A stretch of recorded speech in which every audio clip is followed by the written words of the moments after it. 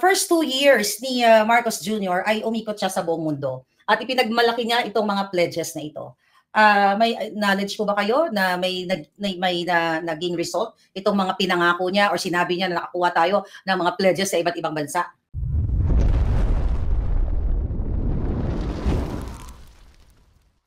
Marami silang press releases, propaganda na ang pledges daw ay umabot na sa ganitong halaga ng dolyar o kaya ilang daang milyong piso, ilang daang bilyong piso. Subalit mga kababayan, ang pledge so pangako lang. Pangako lang ho yan yung pledge, pangako lang ho yan.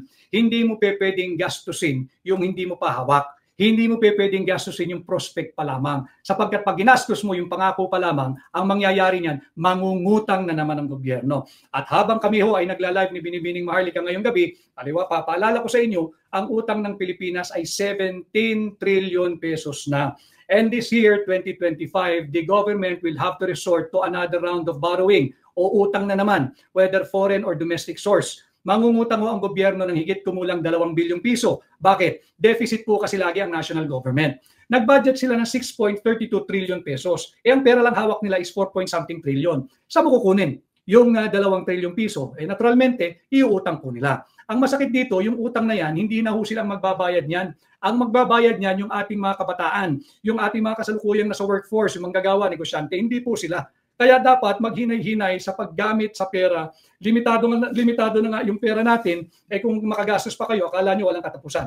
So, may nakarating sa akin information na i-share ko na rin sa ating mga viewers, na ang ninanakaw nilang pera galing sa kaban ng bayan ay tinatransfer nila through cryptocurrency. So, anong masasabi mo dyan, Attorney Vic? Yan ba ay based sa iyong mga naulinigan o kalaman? Doable ba yan? Doable yan kung ilalabas mo yung pera at hindi rin naman malayo yan dahil nagiging very widely accepted na itong cryptocurrency, yung non-fiat currency. So, maaari siguro. At yun nga, ating pinapapaliwanag sila, saan ba dinadala yung pera ng Pilipino? Palaki ang utang, palubo ng palubo. Ang pinakamadali sa kahit sinong gobyerno, magpalago ng utang. Bakit? Utangin mo lang yan Utangin mo lang yan Pero dapat tayo ay prudent tayo. Yung sinasabi nilang prudent daw sila sa programming, sa budgeting at sa spending, hindi po totoo yun. Kung prudent sila sa programming, sa budgeting at spending, bakit ninyo hinahayaan ng vice scam na i-hijack ang panukalang budget ng executive? Nawala na yung panukalang budget ng executive. Budget na po ito ng vice scam. Bawal yun, unconstitutional yung. Kaya nga lagi nating sinasabi,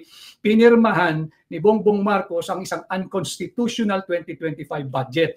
Na kahit anong gawin yung make-up o pagbibihis or cover-up, higit na malaki ang pondo na ilinagak nila sa public works kesa sa Department of Education. At malinaw sa ating saligang batas, Article 14, Section 5, susugan mo pa ng Article 14, Section 1, na ang pagdating sa budget prioritization, number 1 ang Department of Education sapagkat karapatan ng bawat Pilipino na magkaroon ng access sa quality education at all levels. Karapatan, hindi pribilehiyo.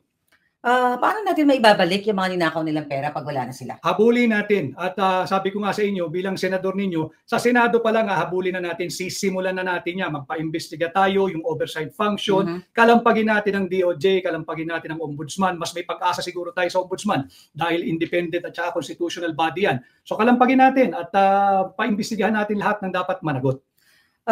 Sa interview mo kay Ms. Karen Davila, tinanong ka niya na kung tama yung pagkaalala ko na parang nag-betray ka daw sa mga Marcos. So kailan ka o kailan mo talaga sinuportahan ang mga Duterte? 2016 pa. I have campaigned for President Rodrigo Duterte then in 2016 at ang aking busy noon, yung ating naging kaibigan pareho. At noong 2022, wala namang nagbago, nagpalit lang ng pwesto.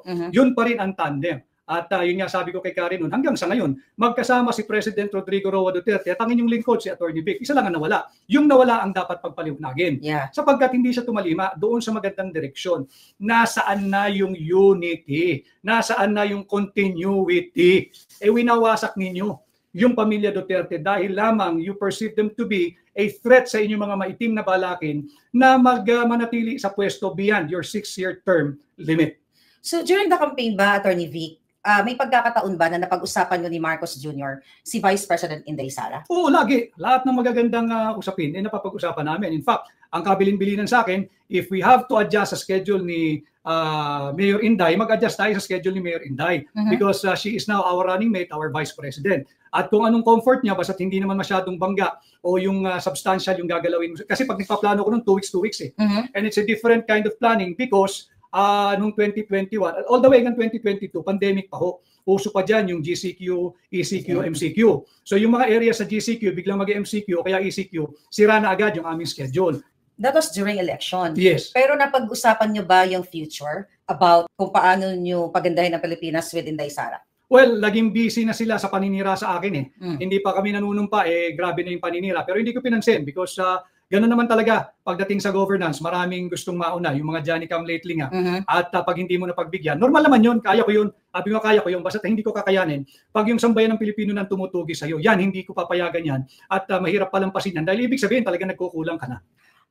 May mga pinalabas ang Marcos administration na hindi daw si Marcos Jr. makaka-attend. Hindi daw siya makaka-attend, pero ang totoo, hindi siya imbitado. Ano, Attorney Vic, sa tingin mo itong mga optics na ginagawa ng Administrasyong Marcos? Siyempre, they want to save face at magmukha pa rin silang mahalaga at importante sa world stage. Sapagkat yun nga, yung nangyayari kasi sa Pilipinas, wala tayong diferensya sa ating mga kaibigan at matagal ng alyadong Amerikano. Subalit, hindi interes ng Pilipino na sumabak dyan sa isang napipintong armadong digmaan laban sa China. Wala po tayong kakayahan. We do not have the weapons, we do not have the manpower, we do not have the money, and it is the least of our priorities dapat. Ang kinakailangan nating ilunsad, yung gera laban sa kagutuman, gera laban sa kahirapan, gera laban sa droga,